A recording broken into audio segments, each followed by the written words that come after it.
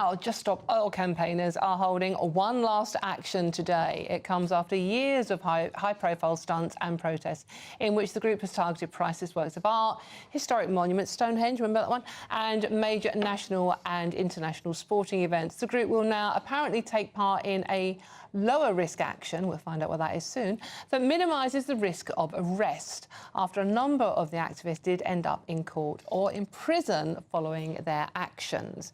OK, joining me now in the studio is a spokesperson for Just Stop Oil, Kush.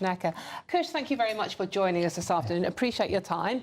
OK, so this is your last protest in London today, is it? What's going to happen? Yeah, well, it's kicked off already. So there was a march starting at St James's Park and then heading around London, past the Royal Courts of Justice and ending outside the Shell Centre.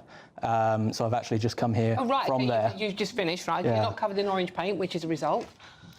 Yeah, and it's a celebration, really, of the fact that Just Stop Oil has won its core demand, showing that civil disobedience does work, is that this campaign's been running just under 3 years, and the demand that we had to end the licensing of new oil and gas fields actually is now Labour Party policy and something that they've been enacting. So now, I mean, Labour Party do have a habit of flip-flopping on things. I mean, if this particular policy, that I agree, it seems to have worked, is flip-flopped on, would you go back to taking action on the streets again?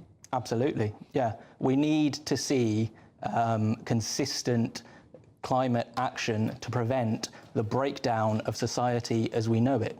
I work myself as a doctor in the NHS, and it is every single leading medical scientific paper that is telling us the biggest threat to health during my lifetime is going to be the climate crisis. And so unless we tackle this seriously, then we need people taking direct action and civil disobedience. Because it's interesting that you mentioned you are a doctor in the NHS.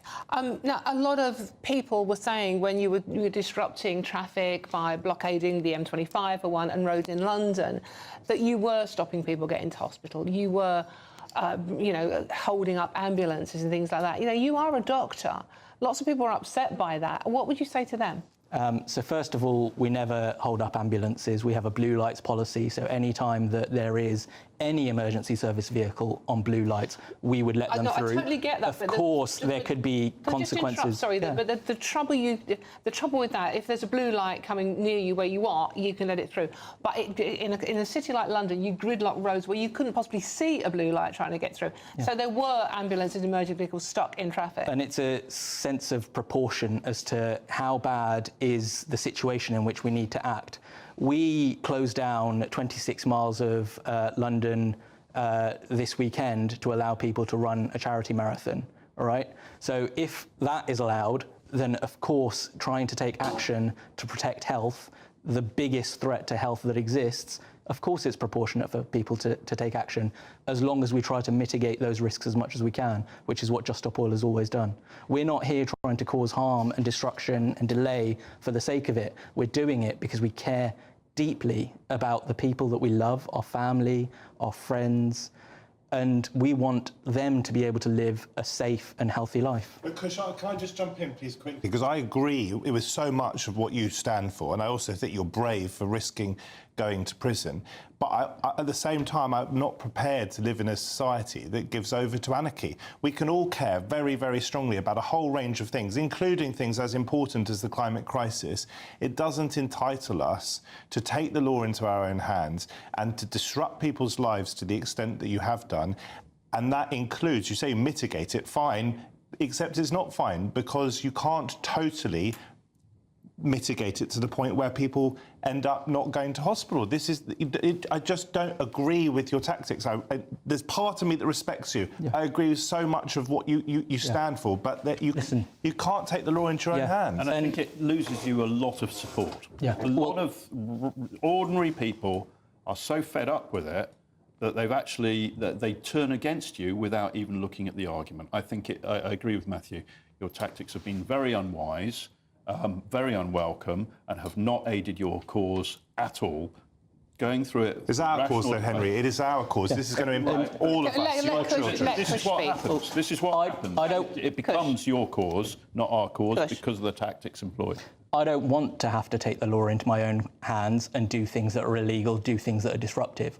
I want our government to take action to protect us. But if they fail to do so, then I don't see what the alternative is. I've spent more than a decade trying to campaign for progress on environmental issues, with writing to my MP, going on marches, doing all sorts of other non-disruptive campaigns. And where has that led us? We have still gotten, the problem of the climate crisis has gotten worse and worse and worse, and it has just been ignored. Can you see, though, that if everyone adopted your tactics when they thought that the government wasn't sufficiently listening to them, that society would break down?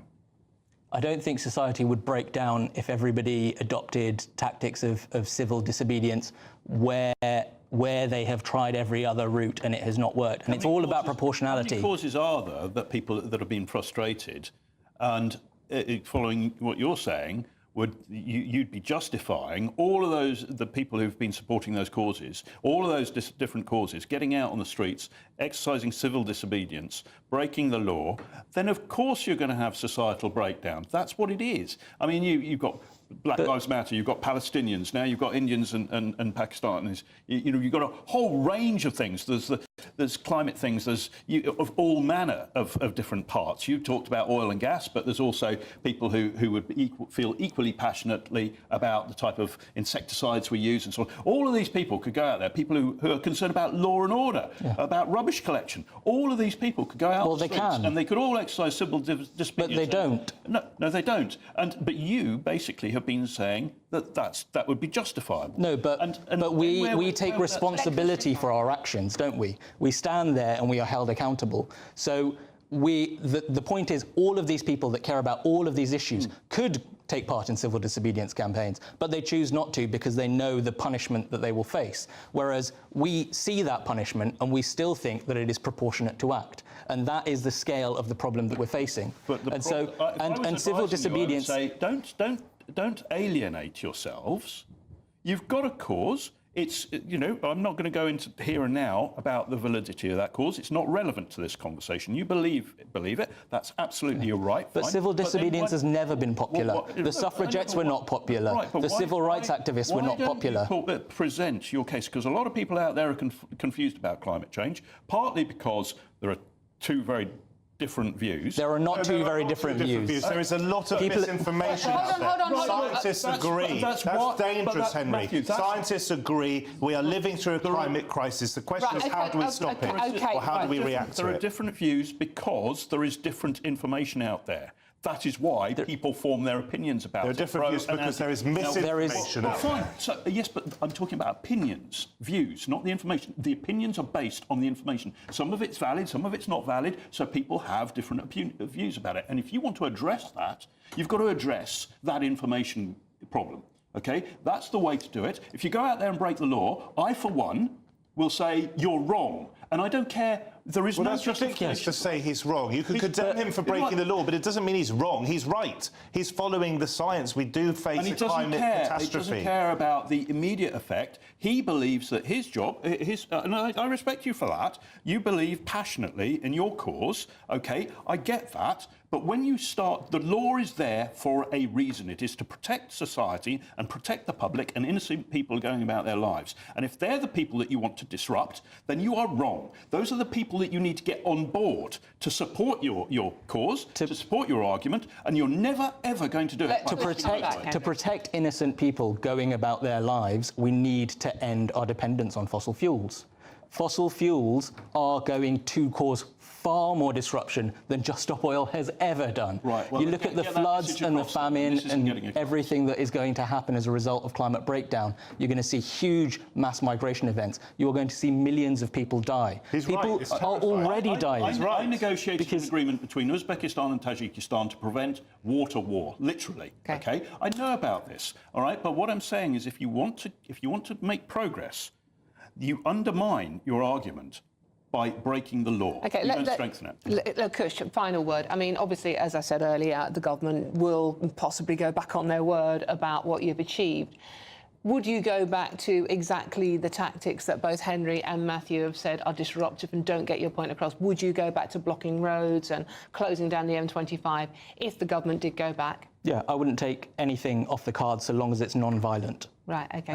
So we are here to Even if people can't get to hospital, you say you mitigate it, but even if people can't get to hospital, that's an acceptable price, is it?